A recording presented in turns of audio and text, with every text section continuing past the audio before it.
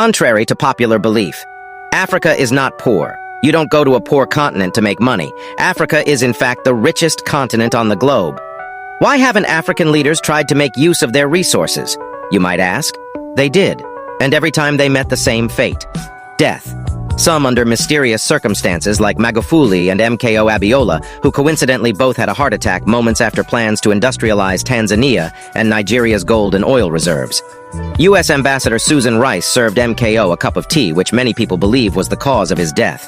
Other leaders have been killed directly by the orders of multinational corporations, like Ken Saro-Wiwa being hung by Shell. Or how about the first democratically elected leader of the Congo, Lumumba, being executed in a coup propped by Belgium and CIA, on the orders of Union Minnery? Congo is in fact the richest country on the planet, yet has the number 2 poorest citizens. After they dismembered Lumumba's body, the CIA plant dictator Mobutu took control of Congo for 30 years.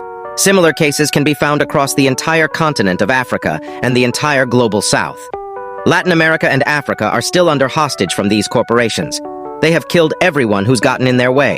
In 1993, Barrick Gold wanted access to a Tanzanian gold mine. However, the locals refused to allow them to exploit their land.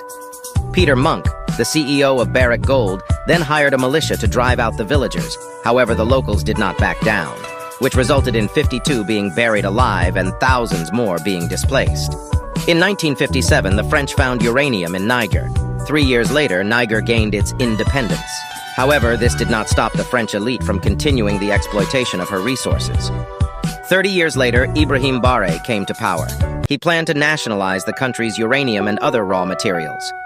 Shortly after he was overthrown in a French-backed coup, today 1 in 3 French light bulbs are powered directly from the mine in Niger, whilst 83% of Nigerians have no access to electricity. When looking at these deaths individually, it may look like coincidence.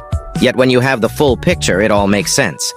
A full list of the activists, leaders, journalists, and authors who have been killed can be found on the website theblackoutstrike.com. Join the strike and help Africa and the global south free themselves from the elite ruling class.